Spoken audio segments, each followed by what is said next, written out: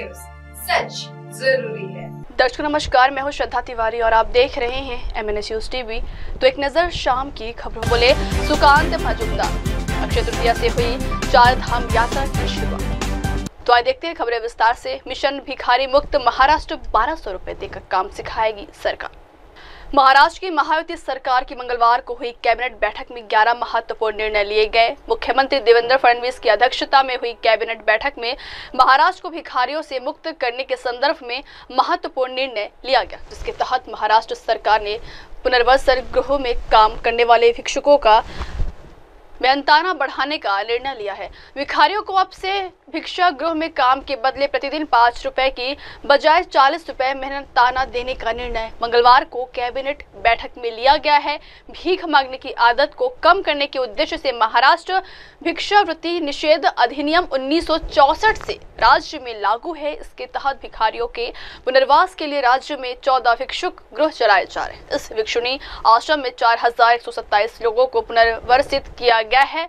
मंत्रिमंडल की बैठक में पुणे जिले के मुलशी तालुका स्थित टेमघर परियोजना के शेष कार्य और रिसाव रोकथाम उपायों के लिए 488 करोड़ 53 लाख रुपए के व्यय को मंजूरी भी दी गई। राज्य में एकीकृत छात्रवृत्ति योजना, प्रधानमंत्री वाइब्रेंट इंडिया के लिए युवा उपलब्धि छात्रवृत्ति पुरस्कार योजना के लिए केंद्रीय दिशा निर्देशों के कार्यान्वयन को मंजूरी दी गई। राज्य मंत्रिमंडल ने जहाज निर्माण, जहाज मरम्मत सुविधाएं और जहाज रिसाइकलिंग सुविधाएं तीनों प्रकार की गतिविधियों को बढ़ाने का भी निर्णय लिया है। अगली खबर, चंद्रपुर में बारिश ने मचाई तबाही। चंद्रपुर जिले में पिछले 2 दिनों से मौसम में आए बदलाव के कारण जनजीवन प्रभावित है। मंगलवार को भी कुछ स्थानों पर भारी वर्षा, तूफान और ओलावृष्टि हुई। सोमवार शाम को शहर के बंगाली कैंप क्षेत्र में ओलावृष्टि हुई। सोमवार और मंगलवार को जिले के कई हिस्सों में बारिश के साथ ओले भी पड़ी। इसके कारण घरों और खड़ी फसलों को भारी नुकसान हुआ, इसीलिए किसान चिंतित है। सावली शहर और आसपास के क्षेत्रों में मंगलवार यानी 29 अप्रैल को शाम करीब 4:30 बजे अचानक भारी बारिश के साथ ओलावृष्टि हुई। अचानक हुई बारिश से नागरिकों में असमंजस का माहौल पैदा हो गया तथा किसानों में व्यापक असंतोष और चिंता फैल गई। ओलावृष्टि और भारी बारिश से खड़ी फसलों, विशेषकर चना, मूंगफली और मक्का को व्यापक नुकसान हुआ है। फसलें कटाई के अंतिम चरण में थी, अब वे पूरी तरह से तबाह हो गई हैं। सरकार को तुरंत पंचनामा कर मुआवजा देना चाहिए, यह किसानों द्वारा की गई मांग है। चंद्रपुर शहर और कुछ ग्रामीण इलाकों में ओलावृष्टि बहुत भयंकर थी। कई स्थानों पर बिजली गुल हो गई, जबकि कुछ क्षेत्रों में बिजली आपूर्ति बाधित रही। सूत्रों का कहना है कि प्रशासन जलवायु परिवर्तन पर नजर रख रहा है और राजस्व विभाग ने नुकसान का आकलन शुरू कर दिया है। मौसम विभाग ने अगले 24 घंटों में विदर्भ के बाकी हिस्सों में बारिश की भविष्यवाणी की है और नागरिकों और किसानों को सतर्क रहने की चेतावनी दी है। अगली खबर, 17 साल से कश्मीर में था पाकिस्तान का ओसामा। अटारी बॉर्डर के जरिए भारत से पाकिस्तान वापस लौटने वाले पाकिस्तान के नागरिकों की संख्या में लगातार इजाफा हो रहा है। ऐसे में पाकिस्तान का एक और शख्स अपने देश वापस लौट रहा है। वो पिछले 17 सालों से कश्मीर में रह रहा था, तो वही उसके पास देश का आधार, वोटर ID कार्ड भी मौजूद है।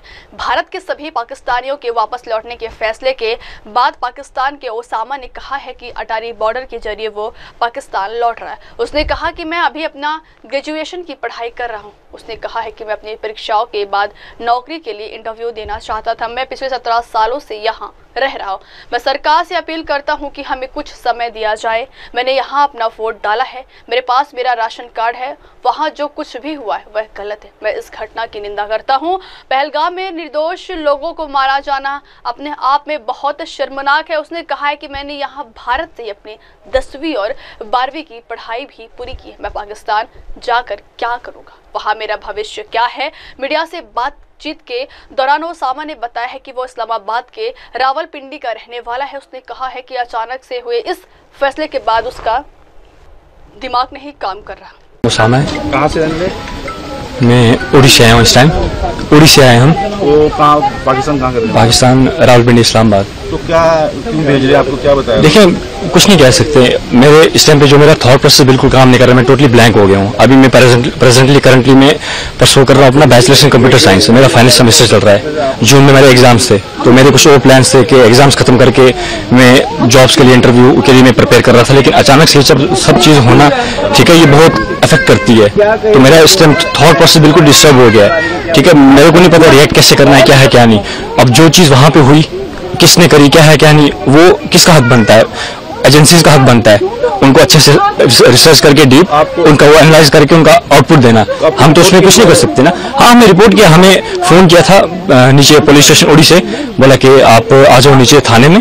तो हम लोग आगे सीधा हम लोग वहाँ जी पासपोर्ट इधर का नहीं बना हुआ जी यहाँ का नहीं बना हुआ हमारा पासपोर्ट। हम एज ए पाकिस्तानी नेशनल्स वहाँ से पासपोर्ट अप्लाई करके थ्रू लीगल तरीके से आए थे हम। ठीक है, हम यहाँ पे 17 सालों से, हम 2008 में आए थे, 24/11/2008 में। तो हमने विद इन 15 डेज यहाँ पे आते ही हमने वीजा स्टे करवाया था। तो उस टाइम पे स्टेटहुड भी था। ठीक है, तो इनका अपना ये था। तो उसके बाद अचानक से ये सब चीज होना समझ नहीं आ रही, कैसे करेंगे। सरकार को क्या करना चाहिए? सरकार से मैं यही अपील करूंगा, देखो सबसे पहले तो प्रैक्टिकली होकर सोचा जाए। ठीक है, सबसे पहले ये सरकार से मैं अपील करूंगा कि आप कुछ टाइम की मोहलत दे दें, कुछ हल निकालें, कुछ टाइम की मोहलत दे दें। अब जो फैमिलीज यहाँ पे पिछले 20-30 सालों से रह रही हैं, हमने वोट भी कास्ट किया, हमारे हर डॉक्यूमेंट्स यहाँ के बने, आधार कार्ड है, इलेक्शन कार्ड है, राशन कार्ड है, हमारा डोमिसाइल है मेरी यहाँ की, बाकी सारे डॉक्यूमेंट्स मेरे बने। अब मैं यहाँ से कहाँ जाऊँगा? मेरा 10th भी यहाँ से हुआ है, 12th मेरा यहाँ से हुआ है, मेरा बैचलर चल रहा है अभी। जो पहलगाम में हुआ तो आप समझते वो बुरा हुआ, उसकी वजह से ऑफकोर्स देखो, सबसे रिलीजन को आप छोड़ दो साइड पे। ठीक है, सबसे पहले हमारे पास ह्यूमैनिटी आती है। इट डजेंट मैटर कि आप किस रिलीजन से बिलोंग करते हो, सबसे पहले ऊपर इंसानियत आती है। ठीक है, तो अगर उस लिहाज से देखा जाए तो it's a very shameful act, it's literally a very shameful act for all of us. ठीक है, तो इसके लिए कोई वर्ड्स नहीं है। ऑफकोर्स हम सभी कश्मीरी भाई, हम हिंदुस्तानी भाई सारे इस चीज को, इस इंसिडेंट को हम कंडेम करते हैं, हम इसके बिल्कुल खिलाफ हैं। अब क्या मांग करते हैं? सरकार को मैं यही, देखो सबसे पहले तो सरकार को मैं ये मांग करता हूँ कि जिन्होंने भी ये चीज करी, आप उनको अच्छे से देखें, खोजें, उसके बाद उनके अगेंस्ट प्रॉपर एक्शन है, हम आपके साथ खड़े हैं। दूसरी चीज, मैं इन फैमिलीज के माध्यम से यहाँ से ये बोलना चाहूंगा कि हमें मोहलत दी जाए। ठीक है, प्रॉपर एक हल निकाला जाए। अब मेरी एग्जांपल ले लें, मैं कहाँ जाऊंगा? As I told you, I have done my 10th and 12th as well from this side, right? So अब मैं परस्यू कर रहा हूँ बैचलर्स, तो मैं कहाँ जाऊँगा? वहाँ पे जाऊँगा, मेरा फ्यूचर क्या है वहाँ पे, है ना? मेरी एक्सपेक्टेशंस यहाँ की थी कि मैं आप ये कंप्लीट करूँगा, अपनी पढ़ाई फर्दर में क्या करूँगा क्या नहीं। तो अगली खबर, सुपर कैबिनेट सहित ताबड़तोड़ 4 बैठकें करेंगे पीएम मोदी। पहलगाम आतंकी हमले के गुनाहगारों व उनके पनाहगारों की उल्टी गिनती शुरू हो गई है। पाकिस्तान को लेकर भारत के इरादे स्पष्ट हैं। आतंकियों के साथ ही उनके आकाओं का भी सफाया किया जाएगा। नरेंद्र मोदी के नेतृत्व वाली केंद्र सरकार ने तीनों सेनाओं को खुली छूट दे रखी है। अब कुछ अहम रणनीतिक फैसलों पर मुहर का वक्त है। इसीलिए आज पीएम मोदी ताबड़तोड़ 4 अहम बैठकों में हिस्सा लेंगे। इन सभी बैठकों को पाकिस्तान से मद्देनजर काफी अहम माना जा रहा है। साथ कयास लगाए जा रहे हैं, कुछ कड़े फैसले भी लिए जा सकते हैं।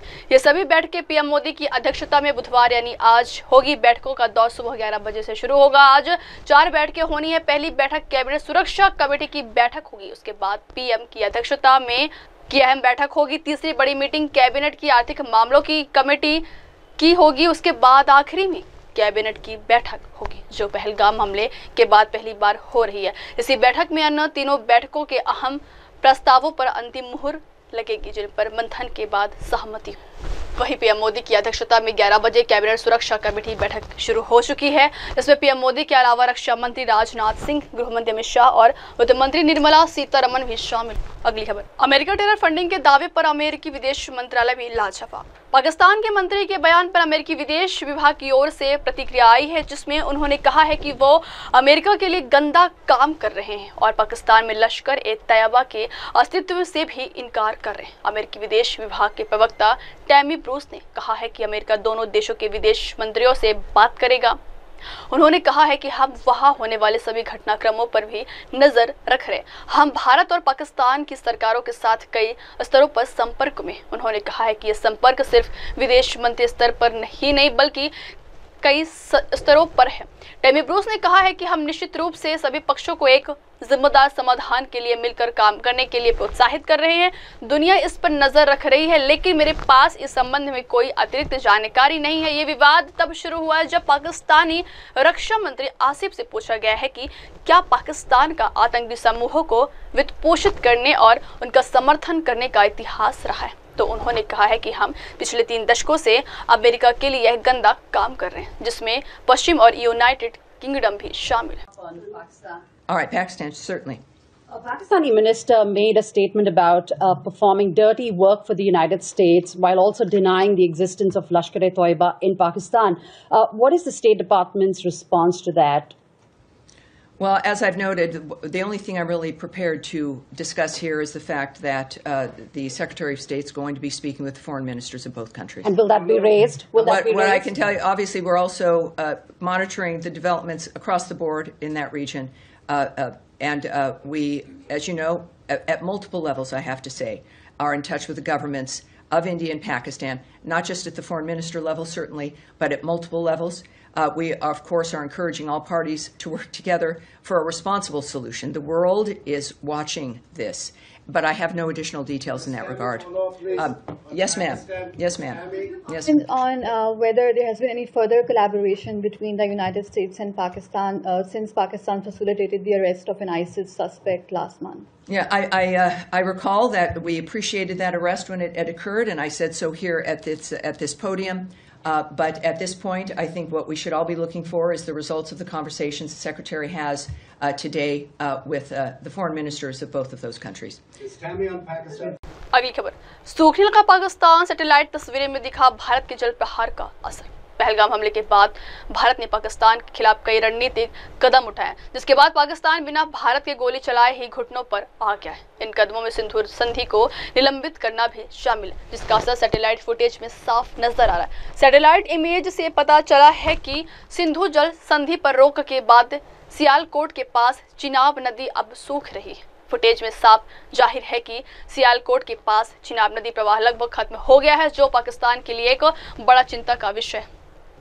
पीएम मोदी ने कहा था कि पहलगाम हमले के दोषियों को उनकी कल्पना से भी बड़ी सजा दी जाएगी। इस बयान के बाद से पाकिस्तान में डर का माहौल बना हुआ है और पाक अधिकारी रात दिन ये अंदाजा लगाने में लगे हैं कि भारत की जवाबी कार्रवाई कितनी खतरनाक होगी। सिर्फ रणनीतिक ही नहीं, भारत सरकार के कदमों से लग रहा है कि वह सैन्य कार्रवाई के लिए भी पूरी तरह से तैयार है। पहलगाम हमले के बाद प्रधानमंत्री मोदी ने सुरक्षा अधिकारियों और मंत्रियों के साथ कई दौर की बैठकें की है, जिनके बाद भारतीय सेना को फ्री हैंड दे दिया है। फ्री हैंड देने का मतलब है कि भारतीय सेना कोई सैन्य कार्रवाई भारत सरकार की परमिशन के बिना तुरंत कर सकती। अगली खबर, सीरिया में पैगंबर के अपमान का ऑडियो वायरल होने से तनाव, 5 लोगों की मौत।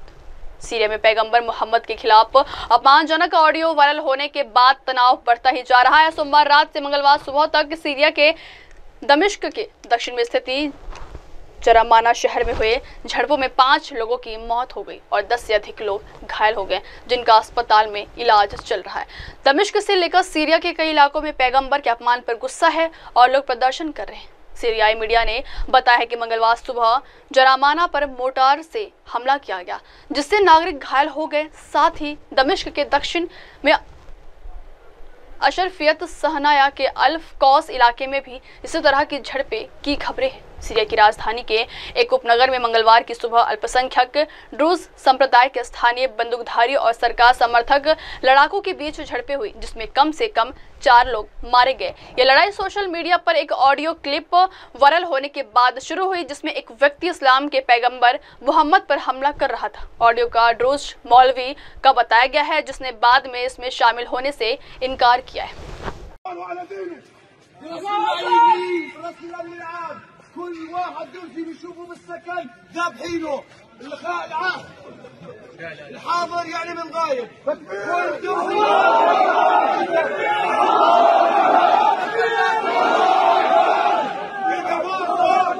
إذا ما صار دفاع رسمي عن النبي محمد صلى الله عليه وسلم। अगली खबर, अक्षय तृतीया पर सोने चांदी की खरीदारी में होगा उछाल।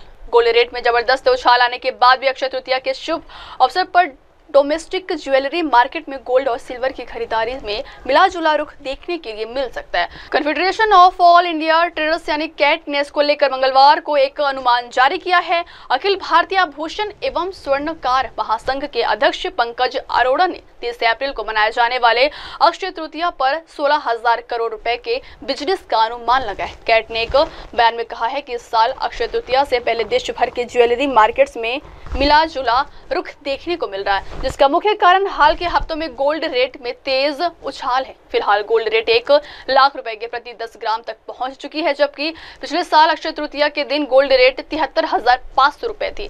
इसी तरह सिल्वर के दाम 86,000 रुपए प्रति किलोग्राम से बढ़कर 1 लाख रुपए प्रति किलोग्राम पहुंच गई है।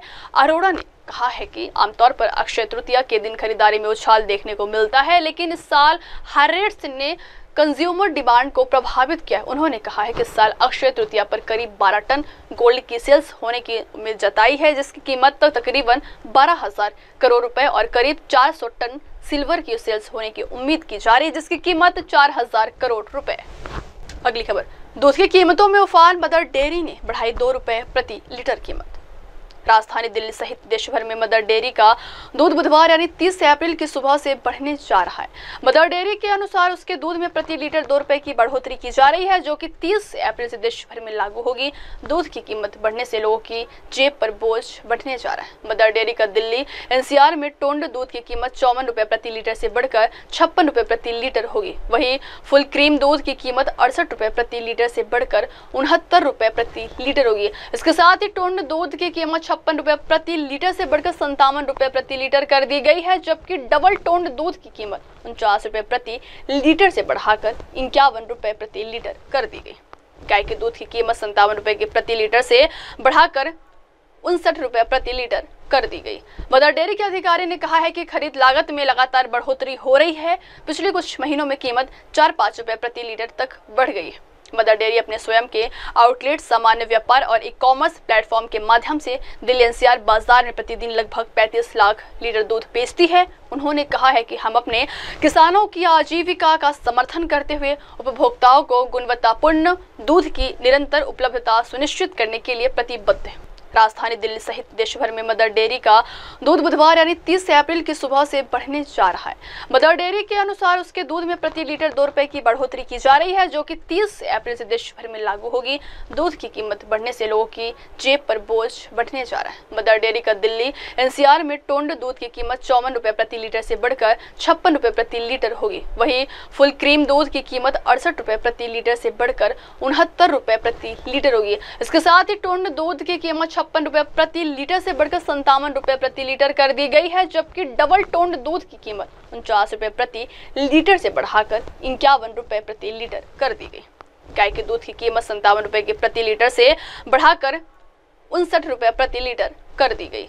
मदर डेयरी के अधिकारी ने कहा है कि खरीद लागत में लगातार बढ़ोतरी हो रही है। पिछले कुछ महीनों में कीमत 4-5 रुपए प्रति लीटर तक बढ़ गई है। मदर डेयरी अपने स्वयं के आउटलेट, सामान्य व्यापार और ई कॉमर्स प्लेटफॉर्म के माध्यम से दिल्ली एनसीआर बाजार में प्रतिदिन लगभग 35 लाख लीटर दूध बेचती है। उन्होंने कहा है कि हम अपने किसानों की आजीविका का समर्थन करते हुए उपभोक्ताओं को गुणवत्तापूर्ण दूध की निरंतर उपलब्धता सुनिश्चित करने के लिए प्रतिबद्ध है। राजधानी दिल्ली सहित देश भर में मदर डेयरी का दूध बुधवार यानी 30 अप्रैल की सुबह से बढ़ने जा रहा है। मदर डेयरी के अनुसार उसके दूध में प्रति लीटर 2 रुपए की बढ़ोतरी की जा रही है, जो कि 30 अप्रैल से देश भर में लागू होगी। दूध की कीमत बढ़ने से लोगों की जेब पर बोझ बढ़ने जा रहा है। मदर डेयरी का दिल्ली एनसीआर में टोंड दूध की कीमत 54 रुपए प्रति लीटर से बढ़कर 56 रुपए प्रति लीटर होगी। वहीं फुल क्रीम दूध की कीमत 68 रुपए प्रति लीटर से बढ़कर 69 रुपए प्रति लीटर होगी। इसके साथ ही टोंड दूध की कीमत 56 रुपए प्रति लीटर से बढ़कर 57 रुपए प्रति लीटर कर दी गई है, जबकि डबल टोंड दूध की कीमत 49 रुपए प्रति लीटर से बढ़ाकर 51 रुपए प्रति लीटर कर दी गई। गाय के दूध की कीमत 57 रुपए के प्रति लीटर से बढ़ाकर 59 रुपए प्रति लीटर कर दी गई। मदर डेयरी के अधिकारी ने कहा है कि खरीद लागत में लगातार बढ़ोतरी हो रही है। पिछले कुछ महीनों में कीमत 4-5 रुपए प्रति लीटर तक बढ़ गई है। मदर डेयरी अपने स्वयं के आउटलेट, सामान्य व्यापार और ई कॉमर्स प्लेटफॉर्म के माध्यम से दिल्ली एनसीआर बाजार में प्रतिदिन लगभग 35 लाख लीटर दूध बेचती है। उन्होंने कहा है कि हम अपने किसानों की आजीविका का समर्थन करते हुए उपभोक्ताओं को गुणवत्तापूर्ण दूध की निरंतर उपलब्धता सुनिश्चित करने के लिए प्रतिबद्ध है। अगली खबर, दुष्मंथा चमीरा ने हवा में छलांग लगाकर पकड़ा हैरत अंगेज कैच। आईपीएल 2025 के 48वें मुकाबले में दिल्ली कैपिटल्स के खिलाड़ी दुष्मंथा चमीरा ने हवा में छलांग लगाकर एक हैरत अंगेज कैच पकड़ा। चमीरा के इस कैच को देखने के बाद स्टार्क को यकीन ही नहीं हो रहा था कि ये कैच पकड़ा जा चुका है। पहले तो स्टार्क हैरान हुए और उसके बाद विकेट की खुशी मनाने लगे। यह मुकाबला दिल्ली कैपिटल्स और कोलकाता नाइट राइडर्स के बीच खेला जा रहा था। इस मुकाबले की पहली पारी का 20वां ओवर मिचेल स्टार्क डालने आए। इस ओवर की तीसरी गेंद पर स्टार्क ने यॉर्कर डालने की कोशिश की, लेकिन वो गेंद फुल लेंथ गिरी। जिसके बाद आईपीएल के इस सीजन का अपना पहला मैच खेल रहे अनुकूल रॉय ने फ्लिक किया और गेंद बाउंड्री पार जा रही थी। दुश्मन था चमीरा ने हवा में छलांग लगाते हुए एक शानदार कैच पकड़ लिया। अनुकूल रॉय 0 पर ही पवेलियन लौट गए। दिल्ली कैपिटल्स ने टॉस जीतकर पहले गेंदबाजी करने का फैसला किया। पहले बल्लेबाजी करते हुए कोलकाता ने 9 विकेट के नुकसान पर 204 रन बनाए। जवाब में इस लक्ष्य का पीछा करने उतरी दिल्ली की टीम 190 रन ही बना सकी। Got hold of it remarkably. He's missed his length by a little bit. Oh, he's taken it. Absolutely brilliant. That'll go down as one of the catches. अगली खबर, पाकिस्तानी एक्ट्रेस हानिया आमिर को तोहफे में पानी भेज रहे भारतीय। पहलगाम में हुए आतंकी हमले के बाद भारत ने पाकिस्तान को लेकर अपना रुख सख्त कर लिया। भारत ने सिंधु जल संधि पर रोक लगा दी है, जिसकी वजह से पाकिस्तान में जल संकट की स्थिति पैदा हो गई। पाकिस्तान ने इस मामले को लेकर अंतर्राष्ट्रीय न्यायालय और विश्व बैंक के सामने जाने की तैयारी कर ली, लेकिन किसी बीच पाकिस्तानी एक्ट्रेस हानिया आमिर, जो भारत में भी काफी लोकप्रिय हैं, उन्हें भारतीय प्रशंसक तोहफे में पानी की बोतल भेज रहे हैं। सोशल मीडिया पर इस तरह का एक वीडियो वायरल हुआ है। वायरल वीडियो पर यूजर्स ने कमेंट किया है। सोशल मीडिया पर यूजर्स गंभीर विषय पर हो रहे इस मजाक को लेकर गुस्से में भी नजर आए। 22 अप्रैल को कश्मीर के पहलगाम इलाके में करीब 5 आतंकवादियों ने अंधाधुंध फायरिंग की। आतंकवादी घटना में 27 पर्यटकों की मौत हो गई, जिस वजह से भारत के लोगों में पाकिस्तान के प्रति जबरदस्त गुस्सा देखने को मिल रहा है। भारत लगा सरकार ने भी पाकिस्तान को लेकर अपना रुख सख्त किया है और सिंधु जल संधि पर रोक लगा दी, जिसके बाद पाकिस्तान में जल संकट जैसी स्थिति पैदा हो गई। ये देखो मेरे पास एक पार्सल आया है, ये बंदा पार्सल लेके आया है और ये पार्सल देखो किसका है, टू हानिया आमिर, पंजाब पाकिस्तान। और पार्सल के अंदर देखो क्या है, पानी की बोतल। अगली खबर, पश्चिम बंगाल में कोई नियम कायदे नहीं, पैसे देंगे तो कुछ भी हो सकता है, सुकांत मजूमदार। पश्चिम बंगाल के कोलकाता के फलपट्टी पछुआ के पास एक होटल में कल रात आग लग गई। इस घटना में 14 शव बरामद किए गए हैं और कई लोगों को बचाया गया। आगे की जांच जारी है। कोलकाता होटल में आग लगने की घटना पर केंद्रीय मंत्री और पश्चिम बंगाल भाजपा अध्यक्ष सुकांत मजूमदार ने कहा है कि यह एक बड़ी आग की घटना थी। ऐसी घटनाएं वहां बार बार होती रहती हैं। वहां कोई नियम कायदे नहीं है और अगर आप पैसे देंगे तो कुछ भी हो सकता है। उन्होंने कहा है कि इमारतों के बीच उचित दूरी नहीं रखी जाती। पश्चिम बंगाल में क्या हो रहा है, इसके लिए कौन जिम्मेदार है? सीएम को कम से कम जिम्मेदारी तो लेनी चाहिए। मैं केंद्र सरकार को अनुग्रह राशि घोषित करने के लिए धन्यवाद देता हूँ। देखिए, भयंकर अग्निकांड हुआ है और ऐसा नहीं कि एक्सीडेंटली अभी हुआ है, बार बार ऐसा होता है। स्पेशली बड़ा बाजार जो एरिया है उसको एक तरह से महाभारत में जैसे जतुगृह बनाया था कौरवों ने, ऐसे जतुगृह बना के रख दिया गया है। यहाँ पे जहाँ लाक्षागृह जिसे बोला जाता है वो लाक्षागृह बना के रख दिया है। क्यों? क्योंकि वहां पे ना कोई नियम माना जाता है। पैसा दो सब कुछ हो जाएगा आपका। आप जाएंगे तो आपको दिखेगा कि कैसे इलेक्ट्रिक के तार ऊपर से हैंग कर रहे हैं, कभी भी कुछ भी हो सकता है। कोई बिल्डिंग के बीच में जो दूरियां होनी चाहिए वो दूरियां नहीं मेंटेन होती। और हमारे मुख्यमंत्री जी मेला, खेला, कल्चरल सेंटर, नाच गाना, हीरोइन, हीरो, इनको लेकर मजे हुए हैं। क्या चल रहा है पश्चिम बंगाल में? एक तरफ हिंदुओं की निधन हो रही है मुर्शिदाबाद में, एक तरफ कलकत्ता के सबसे हार्ट ऑफ द टाउन जिसे बोला जाता है वहां पे इस तरीके का भयंकर लाक्षागृह जैसा सिचुएशन है और हर बार ऐसी घटना घटती है। Who is the responsible for this type of incidents? कोई तो जिम्मेदारी ले।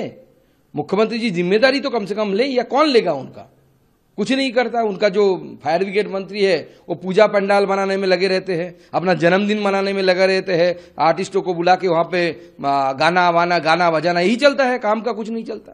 और मैं केंद्र सरकार को धन्यवाद देना चाहूंगा कि केंद्र सरकार ने अभी मेरे पास जो इंफॉर्मेशन आई है कि मुआवजा घोषित किया है और माननीय प्रधानमंत्री जी को मैं इसके लिए बहुत धन्यवाद देता हूं।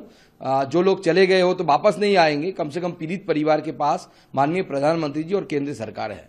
आपको जो सूचना मिली उनकी मौत हुई है? देखिए, अभी तक मेरे पास जो इंफॉर्मेशन है 15 लोगों की, क्योंकि दो इंफॉर्मेशन आ रही है, एक 14 एक 15। जो वहाँ के पुलिस अफसर ने है, पुलिस सीपी जो है, सीपी से बता रहे हैं कि 15 लाश उन्होंने बरामद की है। तो हम उसी को पकड़ते हैं कि पकड़ के अगर चले तो 15 लोगों की मौत हो चुकी है, उसमें बच्चे भी है, बहुत बच्चे भी है, महिलाएं भी है। अभी तक मेरे पास जो इंफॉर्मेशन है 11 मेल, 1 फीमेल, 1 बच्चे भी, मतलब इसमें एक बॉय 1 गर्ल, ऐसे 2 बच्चे, ऐसा मेरे पास इंफॉर्मेशन प्राप्त हुआ है। लेकिन पुलिस यहाँ पे भी वही ममता बनर्जी का फॉर्मूला, जल्दबाजी से बॉडी लेके जाओ, बॉडी को जल्दी जल्दी क्रिमेशन करो, पोस्टमार्टम वगैरह करके जल्दी से निपटा दो, ये निपटाने का। अगली खबर, अक्षय तृतीया से हुई 4 धाम यात्रा की शुरुआत।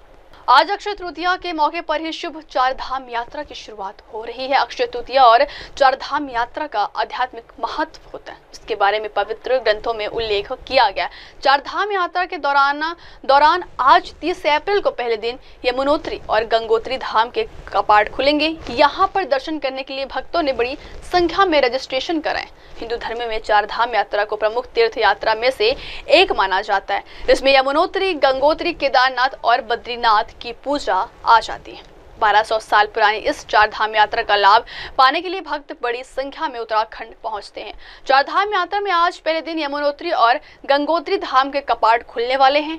अक्षय तृतीया होने की वजह से गंगोत्री धाम के कपाट अक्षय तृतीया के दिन सुबह 10:30 पर खुलेंगे। कपाट खुलने के साथ ही पवित्र तीर्थ यात्रा 4 धाम यात्रा की शुरुआत हो जाएगी। इसके साथ ही यमुनोत्री धाम के कपाट दोपहर के समय 11:55 पर खुलेंगे, जहां पर भक्तों का इंतजार खत्म होगा और वे 4 धाम यात्रा का लाभ पाएंगे। 4 धाम यात्रा में शामिल होने के लिए केवल देश ही नहीं, विदेशों से भी भक्त पहुंचेंगे।